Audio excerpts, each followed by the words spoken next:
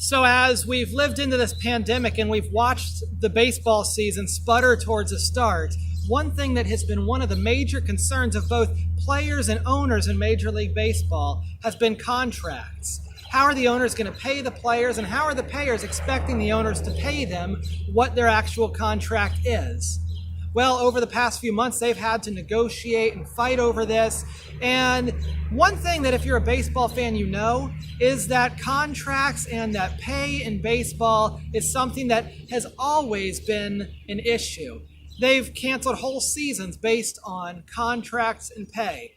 One of my favorite stories about contracts and pay in baseball has to be that of Bobby Bonilla. Here at the beginning of July, we celebrated what is known to many baseball fans as Bobby Bonilla Day. At the beginning of July, on the 1st of July, Mets fans everywhere wish each other happy Bobby Bonilla Day because 57-year-old Bobby Bonilla just this past year continued to collect a paycheck from the Mets, even though he hasn't played for them in almost 20 years. So during the 2000 season, the Mets still owed Bobby Bonilla $5.9 million on his contract, and he was sort of getting older. This old star, he was getting a little bit older, and they said, how are we going to pay him this contract? And so they decided to do something a little bit different. Instead of paying him his $5.9 million that they owed him, they decided to offer him annual payments of $1.2 million for the next 25 years, starting on July 1st, 2011, including a negotiated 8% interest rate. So all he had to do was wait about 10 years, and they would start paying him $1.2 million every year for 25 years. Talk about a retirement plan. Well, this seems like a pretty dumb idea to most of us listening, and to be honest, it was a dumb idea. The ownership had made a deal with a man at the time who was offering them double digits on their returns with whatever money they gave him. This man's name was Bernie Madoff.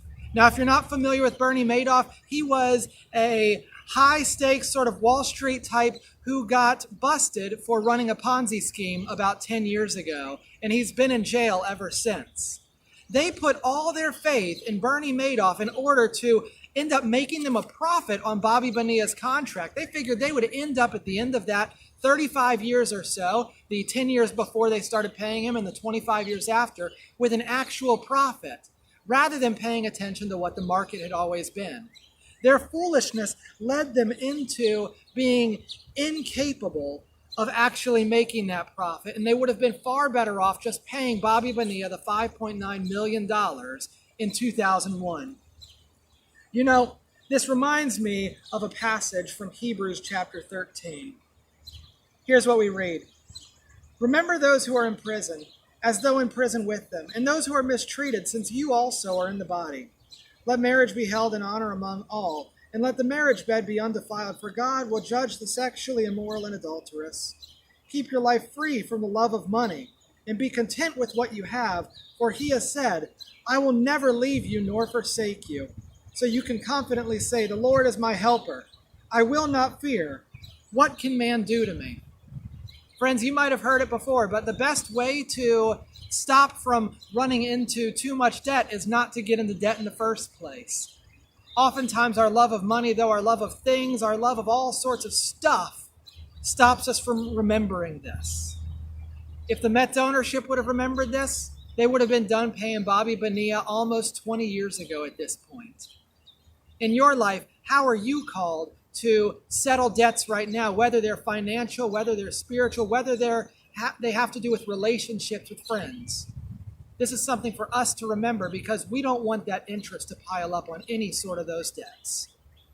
Thanks for talking about baseball with me.